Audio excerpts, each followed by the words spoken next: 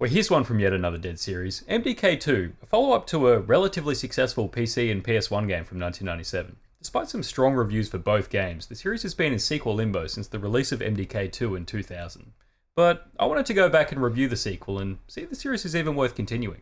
Now, doing even the laziest amount of research, which is what the show is all about, it looks like MDK's sequel Limbo is mostly down to Interplay being fucking broke, and the series not being sold off like Fallout was. It's been a while between drinks, and I wouldn't be surprised if this series is left to rot like Time Splitters. I mean, the industry is a lot more lifeless now on a mainstream level, so hoping for classics to get revived is a bit of a guessing game no matter how popular they are. So, I believe in a sequel when I see it. Now, I haven't played the original game, and I've played the sequel once. I remember it doing a lot right, but also being really stubborn at times. I don't know, I'm pretty optimistic going back into it, so let's see how she holds up.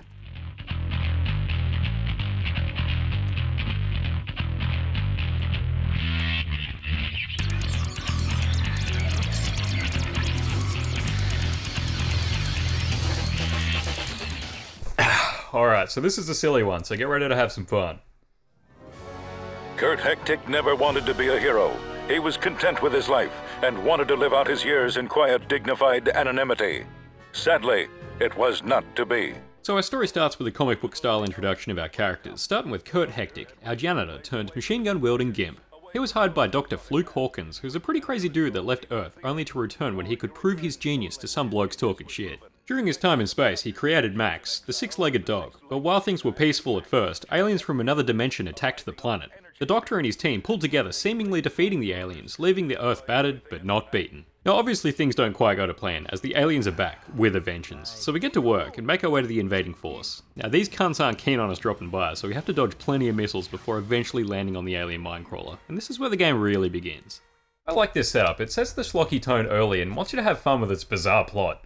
After a quick tutorial to get us dialed in, we start to make our assault down through this joint. Pretty quickly we come up against some pretty tough enemies, setting a tone for things to come, as well as needing to shoot down these thingos to get around. Now, this place is massive, but before you know it, we've found the pilot for this thing, and he's pretty keen on getting rid of us. What follows is a pretty tough first boss fight if you don't know what you're doing, but eventually we manage to bait this guy out of the driver's seat and lay enough rounds into him to put him down for good. This doesn't end that well for us, however. What? Turn around, you fool! Ow! Whoa! Oh, I'm just too good for my own bad self. Hello, Earth. Who's your daddy? Why, yes, I am. Kurt is gonna need our help, so Max jumps into this torpedo so we can blow up the aliens' power supply and stop them jamming our signal. The Doc loses control of the torpedo, so we've got to handle it ourselves, and after 15 tries, we get aboard the alien orbiter.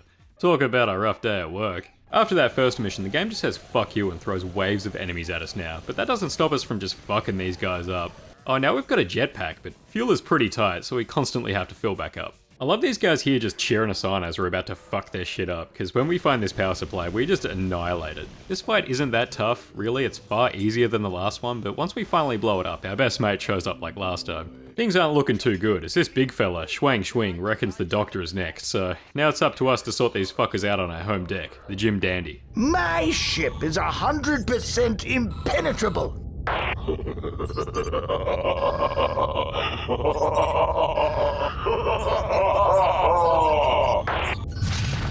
Hull breach on observation deck.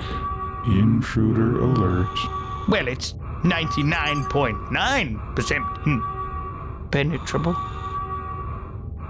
Oh, fudge. I really like the splitting up of the characters here. I mean, you get a good variety of weapons, and in the Doctor's case, you just have to craft a bunch of shit. We grab the essentials and get to work, apparently taking an atomic level shit that blows up the hand dryer. This combined with some other shit gives us this blower that we use to help our giant plant here have some dinner. Oh, and he dips our toaster into whatever the fuck this is and makes it pretty dangerous. What a legend. What's less legendary is the platforming sections that come after this. I mean, I can see what they were going for, but the controls aren't nearly as tight without the abilities of the other characters. This goes on for a while before we get our fish here to help us open up some doors so we can fuck these guys up with our toaster. After opening this airlock and running past this ship trying to shoot us, we find this cocky wanker on our ship. Now it seems like the game wants to make up for the lack of difficulty from the last fight and punishes the fuck out of you for this one. Look, the health drink is right fucking there. Ugh. After a good 10 to 15 tries, we get through it at least, and save old mate Hecto in his undies. Morale is low, but we send him back off with a new suit, thinking everything's gonna be fine, but this dickhead probably has other ideas. Enough of that now though, Kurt has shit to do back at the orbiter. It starts off easy enough. I mean, these guys deal a lot of damage, but are easy enough to take down. Things change up though as this massive platforming section does slow things down a bit. I like these sections, but these things shooting at you can be a bit annoying. This part here where you have to shoot these things to move up would be fine if the section after it didn't just fuck you up and force you to do the whole thing again every time, but I'll get to the shit that pissed me off a bit more later. Anyway, we put on a bit of a show, pull some sick trick shots with a sniper, and run into this obvious boss fight arena where we find Max hanging upside down. We have a brief chat about our potential life-altering traumatic kidnappings before Schwango shows up and kicks us into what is a hard but pretty good 3-phase boss fight once you get the hang of it. Now, obviously the dock is not available and is gonna need saving, so while Kurt goes after Schwango, who just gets up and leaves, Max takes a spacecraft and flies back to the Jim Dandy, interrupting these aliens in the middle of the Macarena.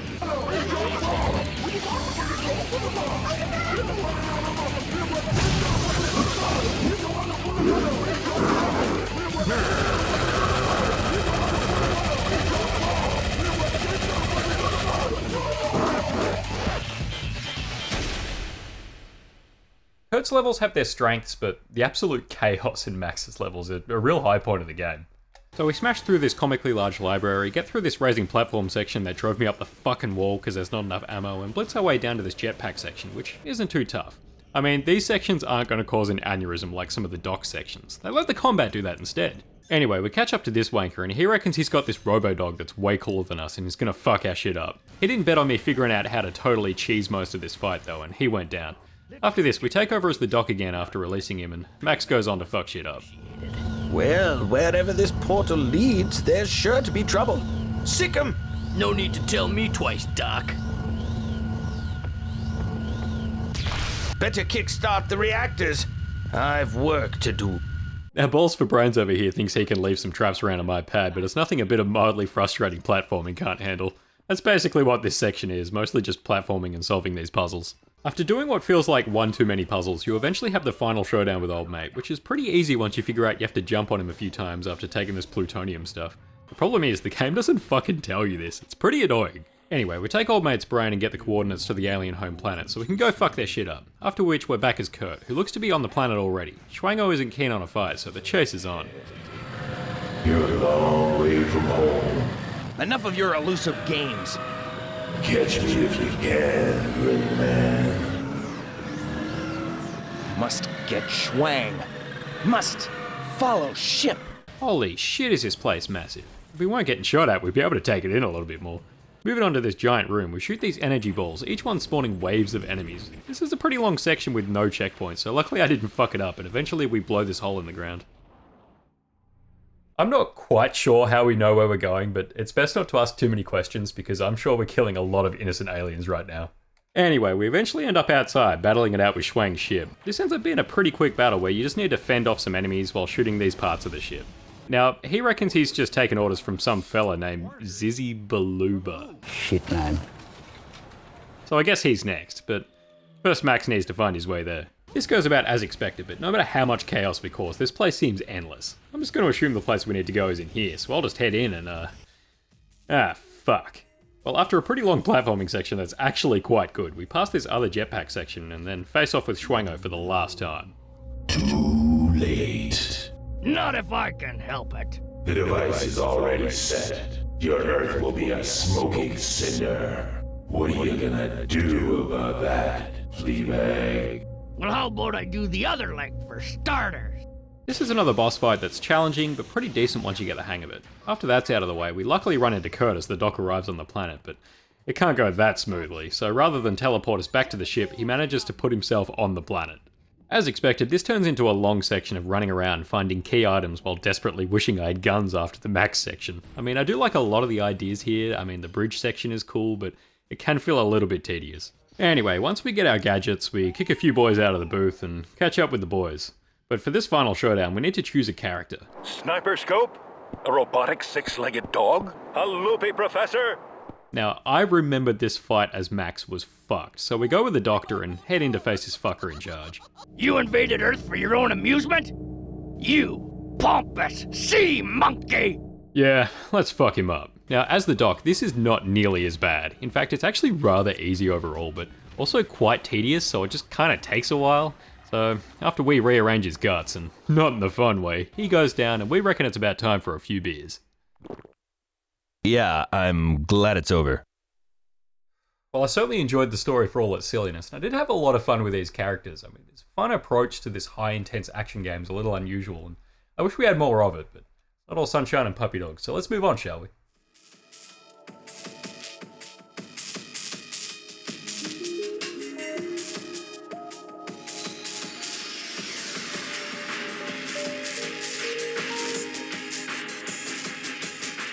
Now, MDK2 is as fun as it is inconsistent, but let's start with a few positives. As I mentioned at the start of the video, I haven't played the original MDK, but the sequel does a fine job of getting any new players up to speed with a fun voiceover accompanied by some great comic slides. This sets the tone straight away and tells the player that this isn't going to be some overly serious story, you're just here for some chaos, and a damn good time. These opening slides transition well into the in-engine cutscenes, and this opening scene combined with the loading screens covered in comic book covers gives a real heroic feel to the game.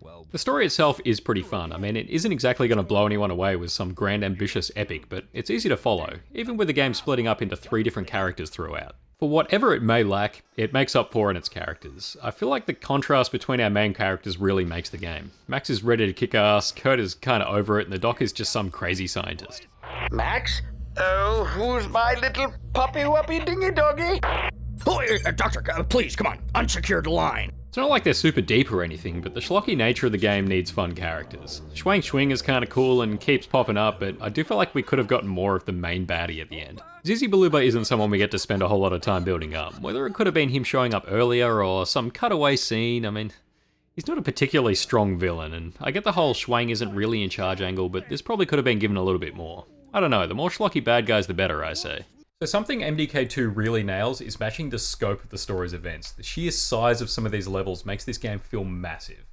As the story moves along, the game will have you on alien ships on Earth, the Doctor's ship, and finally the alien's home planet. Each character will at some stage have a little minigame entrance into these levels that are pretty fun and establish the setting well by making the travel a little bit more interactable. Very early on, you'll see just how big some of these arenas are. I mean, the sheer scope of these areas is quite impressive for a game of this era, especially on console. These sections aren't just for boss fights or hordes, but often large platforming sections. Some of these areas, especially the large section as Max before the Schwang fight, I was totally taken back by just how big these sections were, and you just have to take it all in for a moment.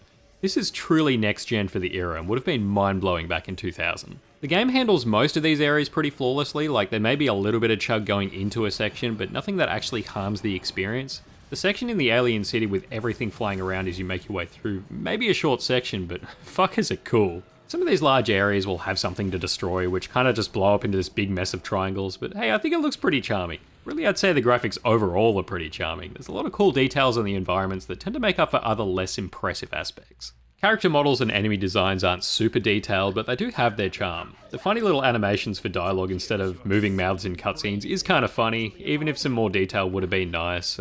I'd say there's certainly more to like than dislike with the game's look overall. Now, a game looking nice is nothing without solid gameplay, so how does MDK2 hold up in that regard? Well, it's definitely a bit of a mixed bag at times. The controls are easy to get used to on the Dreamcast controller though, despite being reversed to what modern games would have. I think for a third-person game, aiming with the left stick is easier than in first person, so it's not that hard to pick up. The issues mostly tend to pop up with the platforming sections, which give some of the game's best and worst moments. Really, it depends on which character you're playing as in these sections, because they each have their own approaches. Kurt has a more standard jump than parachute thing going on. It plays more like Rayman 2, which is definitely a good thing if you haven't played Rayman 2. There's certainly more room for error, and you're less likely to have to start again after missing a mark. Max will have a good mix of good and almost good sections, depending on whether or not you have the jetpack. You'll get this jetpack somewhere through each of his levels, so earlier parts of the levels mean you do not have the luxury of recovering from a fall or stopping fall damage. This is especially annoying when you get to this giant room. You have to shoot these things while constantly shooting enemies. If you mess up the jump, it's a big fall, and the time it takes to get this section out of the way can be a little bit boring, especially if you mess up the part right after it and have to do the thing all over again. The dock definitely has the most frustrating sections though. You'll never have anything to fall back on if you miss a jump, so expect plenty of mistakes that will make you want to throw your controller across the room. The disappearing floor section is cool though, and kinda looks like Halo. I mean, the controls are tight for combat, but if things like platforming need a fair bit of precision, you're gonna have some issues without help. Max with the jetpack is good because it adds challenge, but doesn't require pinpoint accuracy with the controls not dialed in for it.